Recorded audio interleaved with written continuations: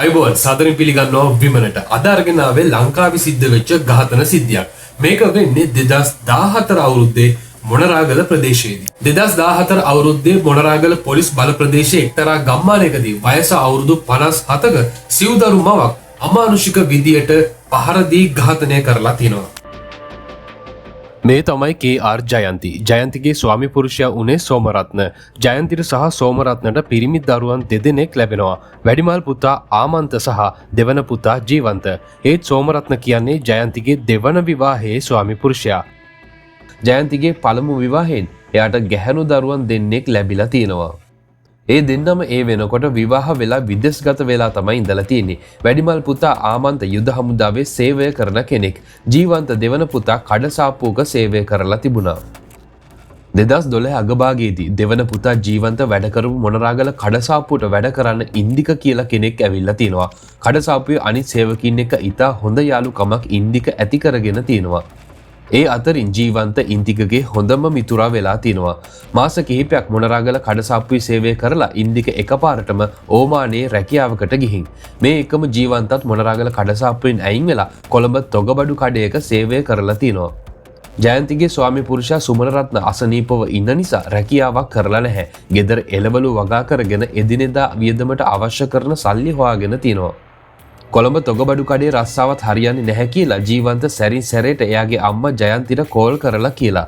ජයන්තිත් මේක වැඩිමල් පුතා ආමන්තටත් කියලා තිනවා.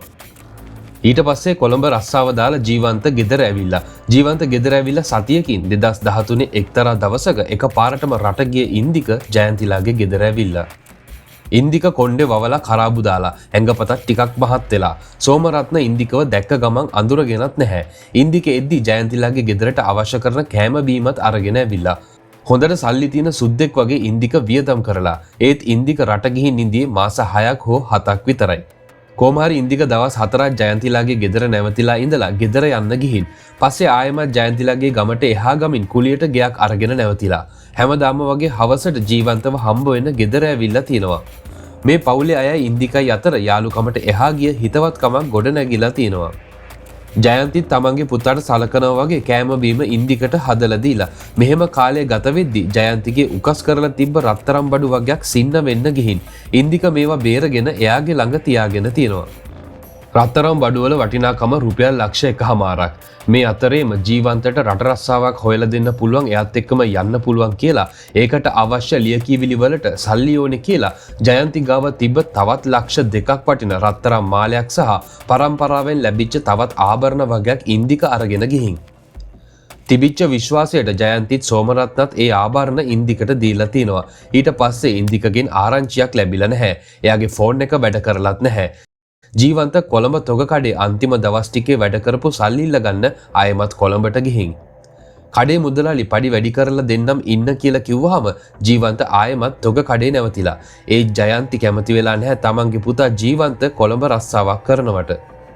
ජයන්තිගේ ඝාතනයට සතියකට වගේ කලින් එකපාරටම ඉන්දික සෝමරත්නට කෝල් කරලා කියලා තිනවා මම මේ රත්තරන් බඩු ටික බෑග් එකේ දාගෙන එද්දි පොලිසියෙන් පැන්නා. මම බෑග් එක දාලා දිව්වා. උසාවියට ගියොත් රත්තරන් බඩු ටික ගන්න පුළුවන් කියලා.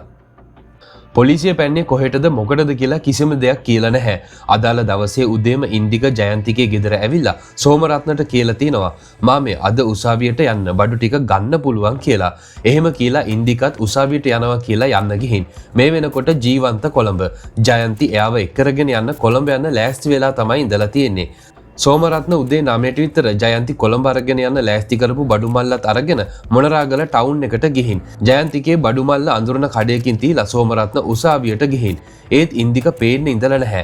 උසාවි භූමිය ඇතුළට ගියත් ඉන්දික පේන්න ඉඳලා නැහැ. දවල් වුණාම ආයෙමත් පොලිස් නිලධාරියෙක්ට සිද්ධිය කිව්වහම පොලිස් නිලධාරියා කියලා තිනවා උසාවියේ වැඩ කටයුතු අදට ඉවරයි කියලා. එකපාරටම කර කියා ගන්න දෙයක් නැති වෙච්ච සෝමරත්න ආයෙමත් ටවුන් එකේ ජයන්තිගේ බෑග් එක තියපු අඳුරන කඩේ ගාවට ඇවිත් ඒ තවමත් ජයන්ති කොළඹ යන්න ඇවිත් නැහැ. ටික වෙලාවකින් එතනට ඉන්දික ත්‍රීවිල් එකකින් ඇවිල්ලා ආපු ගමන් කෝ තාම නැන්දාවේ නැද්ද කියලා අහලා තිනවා. සෝමරත්න නැහැ කියලා. රත්තරන් බඩු ගැන අහන්න හදනකොටම ඉන්දික සෝමරත්නටත් එක්ක බීම බෝතල් දෙකක් අරගෙන බීම එක බොන ගමන් මාත් ඉන්නම් නැන්ද එනකම් කියලා ඉක්මනටම බීම එක බීලා ළඟ කඩේකට ගිහිල්ලා එන්නම් කියලා ගිහින් ඒත් ඉන්දික ආයමත් ඇවිල්ලා නැහැ. ජයන්තිගේ බඩුමල්ල තවමත් කඩේ තියෙනවා. සෝමරත්නට ෆෝන් එකක් නැහැ. ගෙදරට ලොකු පුතා ගත්ත කාඩ් දාන ලෑන්ඩ් ෆෝන් එක විතරයි තිබිලා තියෙන්නේ. මෙහෙම වටපිට බලබල හවස 3 වෙනකම් ඉඳලා සෝමරත්න අඳුරන කඩේ කෙනාට කියලා තිනවා අක්කා ආවොත් කොළඹ යන්න එපා ගෙදර එන්න කියන්න කියලා. බඩුමල්ල කඩෙන් අරගෙන සෝමරත්න හවස 4:30 වෙනකොට ගෙදර ඇවිල්ලා. ගෙදර දොර ජනෙල් සේරම වහලා වෙනදට යතුරු තියෙන තැන යතුරු තිබිලත් නැහැ. සමහර වෙලාවට යතුරු ආරක්ෂාවට අල්ලපු ගෙදරින් තියෙනවා. සෝමරත්න එහි බැලුවත් ගෙදර යතුරු තිබිලා නැහැ. බැරිම තැන සෝමරත්න ගෙදර පිටිපස්සේ දොරේ කොණ්ඩිපට්ටමට උදැල්ලෙන් ගහලා ගලවලා ගේ ඇතුළට ගිහින්. ඒ යනකොට ෆෝන් එක රින් වෙලා. සෝමරත්න ඉක්මනට ගිහින් ෆෝන් එක ආන්සර් කරලා කතා කරලා තියෙන්නේ පොඩි පුතා ජීවන්ත කොළඹ ඉඳලා. ජීවන්ත අහලා තිනවා තාත්තේ අම්මා කොළඹ එන්න පිටත් වුණාද කියලා. සෝමරත්න කියලා තිනවා පුතේ මං හවස 3 වෙනකම් ටවුන් එකේ බලාගෙන හිටියා. අම්මා ආවේ නැහැ කියලා. එතකොට ජීවන්ත කියලා තිනවා කලින් කෝල් කරාම අම්මා ආන්සර් කරා. ඒ වෙලාවේ අම්මයි ඉන්දිකයි අතරේ රණ්ඩුවක් ඇති වෙලා වගේ බඩුමුට්ටු පොලේ ගහනවා වගේ ඇහුණා කියලා. ඒ ඇහිච්ච ගමන් ෆෝන් එක තියලා සෝමරත්න කුස්සියට ගිහින් වතුර වීදුරුවක් බීලා. ඒ බීලා ආයමත් එන්න හදනකොට කුස්සියටම අල්ලලා හදපු අනිත් ගේ කොටසේ දොරකඩ ළඟ ලනු බෑග් වගේ පෙරලිලා තිනවා සෝමරත්න දැකලා තිනවා. එතනට එබිල බලද්දි සෝමරත්න කකුල් දෙකක් දැකලා ගිහින් බලද්දි ජයන්ති උඩ බෙලි අතට බිම වැටිලා ඉඳලා මූණ ලනු ගෝණියකින් වහලා තිබිලා. සෝමරත්න හිතලා තියෙන්නේ කලන්තයක් හැදිලා වැටිලා කියලා. ළඟට ගිහින් ගෝණිය අයින් කරාම සෝමරත්න හොඳටම බය වෙලා. ජයන්තිගේ මුළු මූණම විකෘති වෙලා. මූණ පුරාම ලේ තැවරිලා. හොඳටම බය වෙච්ච සෝමරත්න අහලා පහලා අයට කෑ ගහලා කතා කරලා 119 අංකයට කෝල් කරලා කියලා. පොලිසිය ආවම සෝමරත්න පොලිසියට මෙහෙම කියලා තිනවා.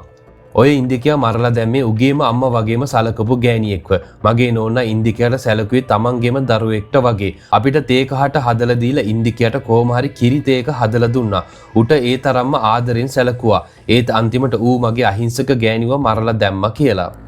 මහා හයියෙන් අඬ පොලිසියට මෙහෙම කිව්වේ ජයන්තිව ඝාතනය කරේ ඉන්දික කියලා ඒ වෙනකොටත් සෝමරත්න සැක කරපු නිසා. බාලපුතා ජීවන්තගේ ප්‍රකාශයට අනුව අදාළ දවසේ උදේ 10:21ට ජීවන්ත ගෙදරට කෝල් කරලා ලෑන්ඩ් ෆෝන් එක ආන්සර් කරලා තියෙන්නේ ඉන්දික. ඒ වෙලාවේ ජයන්ති බඩු බේරලා දෙන්න කියලා කෑ ගහනවා ජීවන්තට ඇහිලා තිනවා. ඒ එකම ඉන්දික ෆෝන් එක කට් කරලා. ඒ කියන්නේ ජයන්තිගේ බේරගත්ත රත්තරන් බඩුයි පස්සේ ජීවන්තව රට යවන්න කියලා ගත්ත රත්තරන් බඩුයි ආයෙමත් ඉන්දික උකස් කරලා වෙන්න ඕනේ. ජීවන්ත ආයමත් ටිකකින් ගෙදරට කෝල් කරලා ඒ වෙලාවේ ෆෝන් එක ආන්සර් කරලා තියෙන්නේ ජයන්ති. ජයන්ති කියලා තියෙනවා ඉන්දික ඇවිත් මාත් එක්ක රණ්ඩු වෙනවා කියලා. ජීවන්ත කියලා තියෙනවා අල්ලපු ගෙදර මාමට කියන්න කියලා. අල්ලපු ගෙදර මාමගේ ෆෝන් නම්බර් එක අරන් දෙන්න කියලා ජීවන්ත ෆෝන් එක තියලා. ආයි විනාඩි 5කින් කෝල් කරාම ෆෝන් එක ආන්සර් කරත් කවුරුවත් කතා කරලා නැහැ. ජීවන්ත හලෝ හලෝ කියලා කියද්දි කෑ ගහගන්න සහ ගහගන්න වගේ සද්ද ඇහිලා තියෙනවා. ඒකම ලොකු පෙරලෙන සද්දයක් එක්කම ෆෝන් එක කට් වෙලා. හරියටම ජයන්තිගේ බාලපුතා ජීවන්ත ෆෝන් කෝල් එක අරගෙන අහගෙන ඉඳලා තින්නේ තමන්ගේම මවගේ අන්තිම වචන ටික සහ ජීවිතේ බේරගන්න කෑ ගහපු හැටි. නොදැනුවත්වම ජීවන්ත අහගෙන ඉඳලා තින්නේ තමන්ගේ මව ඝාතනය කරන සද්දේ. මොනරාගල පොලිසිය මේ ගැන පරීක්ෂණ පටන් අරගෙන මහේස්ත්‍රාත්වරයාවත් එතනට කැඳවලා තිනවා.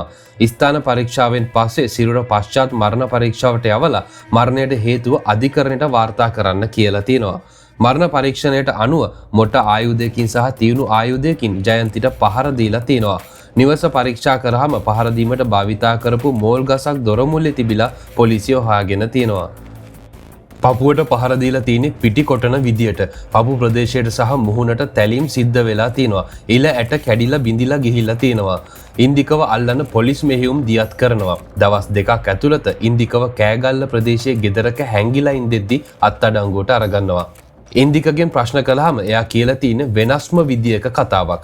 මීට අවුරුදු ගානකට කලින් ඉන්දිකගේ මව ඉඩමක් විකුණලා සල්ලි අරගෙන ඒකෙන් ලක්ෂ 5ක් උදුරගෙන ගෙදරින් පැනලා ගිහින් මොනරාගල ප්‍රදේශයේ කඩසාප්පුවක වැඩට ගිහින් එතනදී තමයි ඉන්දිකට ජීවන්තව හම්බ වෙලා තින්නේ.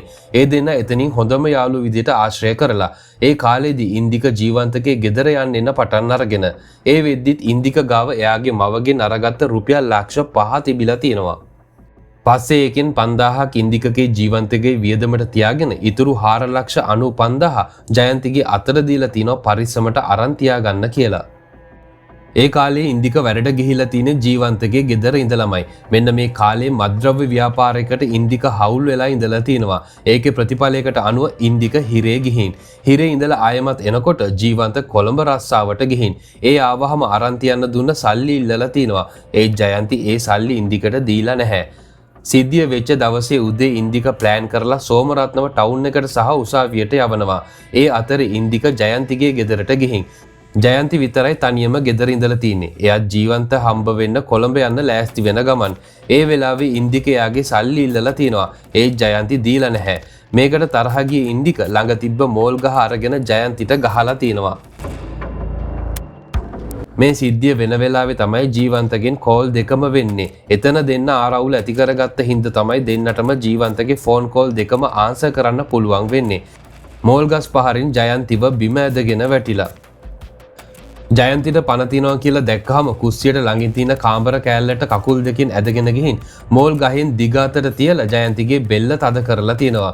ජයන්ති මැරෙනකම් බෙල්ල තද කරගෙන ඉඳලා ආයමත් මූණට මෝල් ගහ කෙලින් කරලා පිටි කොටනවා වගේ තලලා තිනවා. ඉන්දිකගේ සල්ලි දුන්නේ නැති නිසා මේ දේ කරා කියලා තමයි ඉන්දික පොලිසියට කියලා තියෙන්නේ.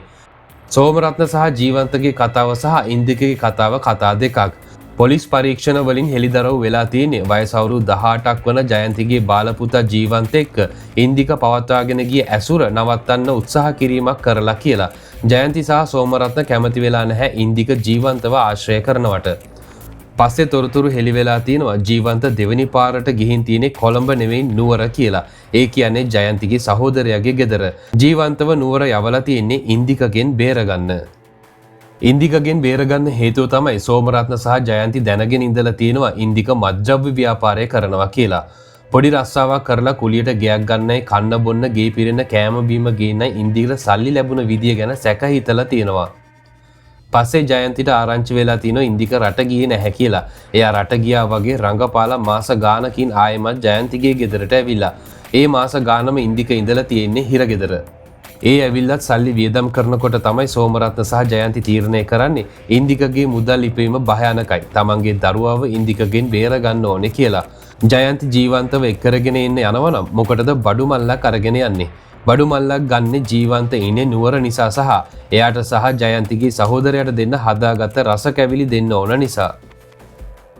ඉන්දික ජයන්තියක රණ්ඩු කරලා තියෙන රත්තරම් බඩු වලටවත් ඉන්දිකගේ 4,95,000ටවත් නෙමෙයි. පොලිසිය කියන විදියට ඉන්දික ආරවුල ඇති කරගෙන තියෙන්නේ ජීවන්තව නුවර යවපු එකට. ඉන්දික ජීවන්තත් එක්ක මිතුරෙකුට වඩා වැඩි සමීප ඇසුරක් පවත්වාගෙන ගියාද කියලා පොලිසිය සැක කරනවා. කොණ්ඩේ පාට කරලා කරාබු දාලා ආවහම සෝමරත්නට මේක කලින්ම තේරුණා වෙන්නත් පුළුවන්. ඉන්දික ජයන්ති විතරක් ඉන්න වෙලාවක් බලලා හෝ ඒකට වෙලාවක් ප්ලෑන් කරලා හදාගෙනම හම්බ වෙන්න ගියේ ඇයි කියලා පොලිසියට ඒ වෙනකොට සැකයක් ඇති වෙලා තියෙනවා. ජීවන්ත නුවර යවපු එකට ආරවුලක් ඇති කරගන්න ඕන නම් සෝමරත්න ඉන්න වෙලාවක වුණත් කරන්න පුළුවන්. ජයන්ති යම් දෙයකට සම්බන්ධ වුණාද? ඇත්තටම ඉන්දිකගේ සල්ලි සෝමරත්නටත් හොරෙන් ජයන්ති ළඟ තියාගත්තද? පොලිසිය මේ ගැන තවදුරටත් පරීක්ෂණ සිදු කරගෙන යනවා. ඉන්දිකව රක්ෂිත බන්ධනාගාර ගත කරනවා. කෙනෙක්ව ආශ්‍රය කරනව නම් හොඳින්ම මතක තියාගන්න ඕනම දේ තමයි අතේ දුරින් ආශ්‍රය කරන්න ඕනේ කියන එක. ඔයාලා මොකද හිතන්නේ? ජයන්ති ජීවන්තව නුවර යවලා කරපු දේ හරිද? නැත්නම් රත්තරම් බඩු ප්‍රශ්නයක්ද? ඉන්දිකගේ සල්ලි ගත්ත හින්දාද? නැත්නම් අපිට දැනුනේ නැති නොතේරෙන වෙනත් සම්බන්ධයක් කාත් එක්ක හරි කවුරු හරි පවත්වාගෙන ගියාද? ඔයාලගේ අදහස පල්ලෙහෙන් කමෙන්ට් කරන්න. ඔයාලා විමන channel එකේ වීඩියෝ එකක් බලන්නේ පළවෙනි වතාවට නම් channel එක subscribe කරගෙන යන්න. ලංකාවේ සිද්ධ වෙච්ච තවත් මේ වගේ සිද්ධියක වීඩියෝ එකක් අරගෙන එනකම් ඔයාලා හැමෝටම සුබ දවසක්.